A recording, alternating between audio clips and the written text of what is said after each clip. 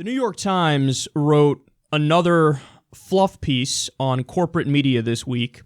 They absolutely, positively heaped praise on Jeff Zucker. They drowned him in affection and love. So let's break down some of this. They say, absent a war or a natural disaster, Zucker cast around for an event that might capture the national attention. For 24 hours, the network went all in on a cruise ship that was adrift with a broken sewage system, and then devoted weeks to the mysterious disappearance of a Malaysian airplane. Don Lemon interviewed a llama in prime time. The era of searching is over. Zucker has found a story to ride, the biggest story we could ever imagine, he says. And as it turns out, the only thing better than having Donald Trump on your network is having him attack it. Okay, let me pause here for a second. So, Jeff Zucker, of course, the head of CNN, he was in control of the Today Show. He led the Today Show, and he got them incredible ratings. Now, what made CNN think, well, a guy who ran an unserious show that was successful, the Today Show, should take over a serious network that's supposed to do news and politics like CNN, is beyond me. But perhaps they care only about ratings and they don't really care about the substance of what they're talking about. But so they have Jeff Zucker take over CNN. And Jeff Zucker is a child. He doesn't know what he's doing. He's got his eyes closed and he's throwing haymakers in the dark hoping to hit something. Now, at first, this is what happened. They described it here. He's talking about poop cruise where, oh my God, the sewage line is broken and the cruise ship is going slow. Literally for a full day or maybe 2 days, that's all they spoke about on CNN. You know, the ship is going really slow and we got the cameras on it and oh boy, is this wild. They're doing phone calls with people who are friends and family members of the people on the ship. It was hilarious. I mean, everybody mocked it. Left wing, right wing, doesn't matter who you are. Everybody's going, this is the dumbest fucking thing I've ever seen in my life. The missing plane, they must cover that for a week, 2 weeks, whatever it was, where Don Lemon speculating, hey, maybe the plane went into a black hole. They would have no new information, but they would only cover that. See, this is the first trick of Jeff Zucker. The trick is breaking news the shit out of everybody. Because you got to put that on the banner, breaking news, and then it could be the most banal nonsense shit ever.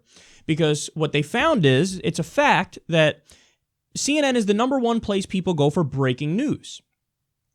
But what they did is they would take things that weren't really important and shouldn't have been breaking news, and they overplayed their hand.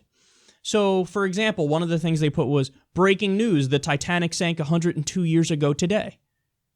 That is, without question, the dumbest breaking news banner in human history. But this is Jeff Zucker. It's all tricks. You know, what he does is the equivalent of somebody's really, really tired. So the network CNN was really, really tired under their previous leadership. And Jeff Zucker comes in and he doesn't say, hey, you know what we need to do? We need to get a good night's rest. We need to go into the wilderness a while here, retool, and then come out a better network and then basically rebuild from scratch. What Jeff Zucker did is he came in and he said, hey, here's a Monster Energy drink, here's a Red Bull, here's a couple gallons of coffee, chug this shit, and then when you feel that zip, you're going to go, oh, look, okay, well, everything's great now, we're doing a great job, and see, isn't everything wonderful? I fixed everything.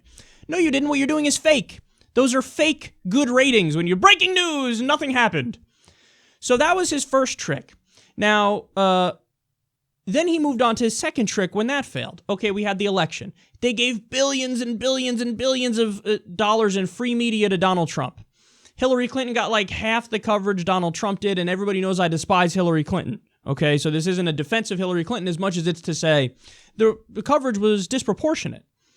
And, you know, when they attacked him and they covered him with all this free media, the attacks were stupid. Like, oh my God, he uses naughty language, which made a lot of people like him.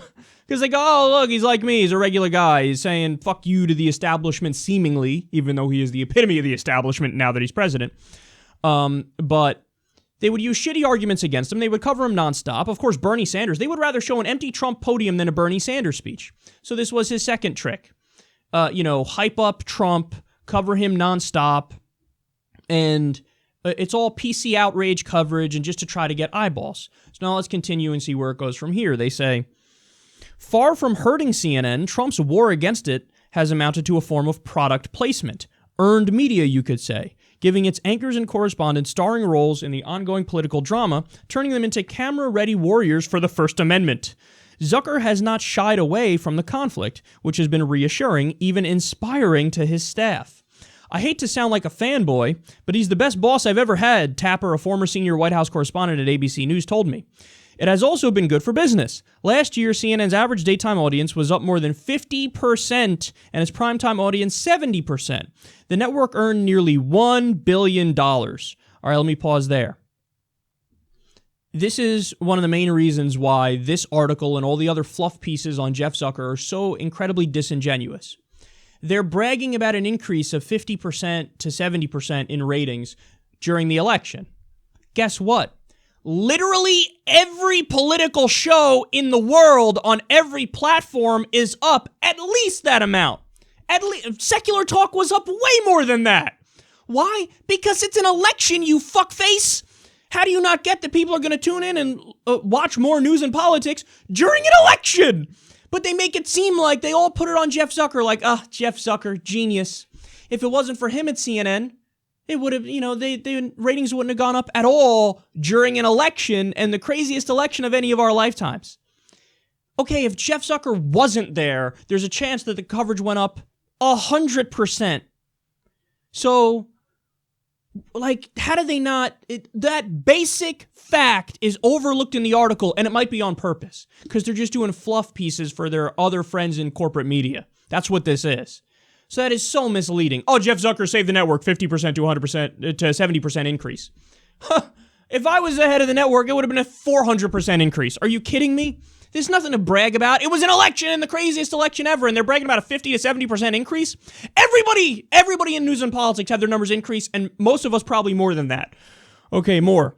Zucker is a big sports fan, and from the early days of the campaign had spoken at editorial meetings about wanting to incorporate elements of ESPN's programming into CNN's election coverage. The idea that politics is sport is undeniable, and we understood that and approached it that way, he told me. Toward that end, the network built pre-game sets outside debate halls with excited crowds in the background and created a temporary rooftop studio for the final weeks of the campaign with sweeping views of the White House and the Washington Monument. And an on-screen countdown clock tickled down the days, then hours, to November 8th. Trump, the trash-talking and trash-tweeting underdog who inspired raw, powerful feelings among supporters and detractors alike, was the ideal subject for this narrative framework. Okay, so this is the crux of the problem. Jeff Zucker is not a serious person. He's not a journalist. He's not a news guy. He's not even a political commentator. Because all the people who are those things read this and are embarrassed and feel shame and disgust. Because you're doing tricks to try to increase ratings. So now the main mission of CNN is not, okay, we're going to give you the best information, the best data, the best news, the most facts, the most context, the most education about the world and what's going on and why certain things are important. They're not going to focus on serious issues affecting real people to try to shine a spotlight on it to make it better so that maybe there's a grassroots rising and then people get involved and call their congresspeople. They're not doing any of that. No, they're saying, we want to make it look like ESPN, pretty much. We want people to debate, take two arbitrary sides of a fight that's kind of made up and have them duke it out as if there's a real philosophical difference when it's just a show. Look at how far they've fallen. This is a joke, man. And then I can't wait. It's happening. It's probably already happening right now. But give it a little bit of time, man. There will be just an utter implosion of CNN's ratings because, again, it was all fake because it was the election. The increase. Everybody experienced it. The difference is shows like mine hold on to the numbers because we're actually doing something that has value. They're not doing anything that has value. When you take fucking, Jennifer Granholm, corporate Democrat extraordinaire, and have her debate Rick Santorum, you know how people react to that typically? Because it's the fake left, the fake right. I'm going to give you 2.5 minutes. Go ahead, duke it out. And it'll be on some non-serious issue. So this isn't this isn't a long-term strategy for having a solid network and a news network. This is tricks, and this is effectively cheating to try to get eyeballs, but you're getting eyeballs by not doing your job. So don't tune in to CNN if you want to see, I don't know, maybe coverage of the fact that half the country, 50%, makes $30,000 a year or less. That seems like a serious issue they might want to focus on a little bit, but no talk about that. You might want to talk about the fact that there's a $54 billion increase in military spending that Donald Trump wants, even though we already spend 54% of discretionary spending on the military. Seems a little disproportionate to me. You might want to cover the fact we have 800 military bases around the world at a cost of $100 billion a year, and that's more than the next 8 biggest militaries in the world combined. You might want to talk about that. You might want to talk about the drone war and that there's a 432% increase under Trump. You might want to talk about the massive numbers of civilian casualties in every single military strike Trump has taken since being in power. You might want to talk about the fact that 45,000 people die every year because they don't have access to basic health care. All these serious issues that require, number one, spreading those facts. We have over 400,000 homeless people in the United States of America, and to house the homeless people would save the taxpayers money. You might want to talk about that. Nope. No talk about serious issues affecting real people. Let's make the coverage like ESPN. That's his take on it. And he's getting disgusting, grotesque praise as a result of it. And then at the end of this all, we come to the main fact here. As they're writing this sick fluff piece, guess what? There was a Gallup poll. Came out recently, about 6 months ago. Trust in media is at an all-time low. Just 32% of the American people trust media. Trump has a 35% approval rating. Hillary Clinton has a 35% approval rating, which means the media, CNN leading the pack, they're less trusted than the proven corrupt corporate liars, Donald Trump and Hillary Clinton. And in the midst of that fact, you have fluff pieces being written in the New York Times about how Jeff Zucker saved a network because ratings went up during a fucking election. I've never seen a bigger joke than this. The fact that they run this and they're not embarrassed at the New York Times is beyond me. I mean, really, none of the editors involved in this, none of the writers were like, hey, hold on now. A 50 to 70% increase, virtually everybody in politics had a minimum 50 to 70% increase because there's an election. Hey, maybe we should talk about the fact that Jeff Zucker is admitting he's not going to focus on substantive issues, and he's going to try to make it like ESPN. None of that. So, and then, wow, would you look at that? Again, isn't it amazing? It just so happens to, coinciding with this, YouTube just demonetized virtually their entire news and politics division, but especially ones that are controversial and offensive, like yours truly, me. So think about that. And oh, wow, also, isn't that convenient? YouTube rolls out YouTube TV as they demonetize independent creators in news and politics like myself. And then you go look at who's taking part in YouTube TV. It's just TV.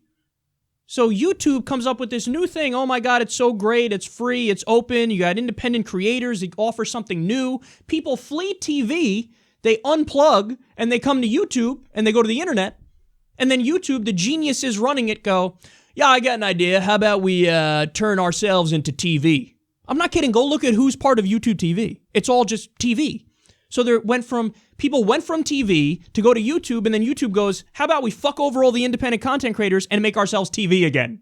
It's like the creator of the telephone going, I got this great new product. It's called the Morse code. Want to use that? It's like the creator of the car going, we're rolling out a new product called the horse and buggy tomorrow. So we're the roadkill. We're getting fucked over. And also, wow, it looks like Donald Trump wages another offensive war against a country that didn't attack us.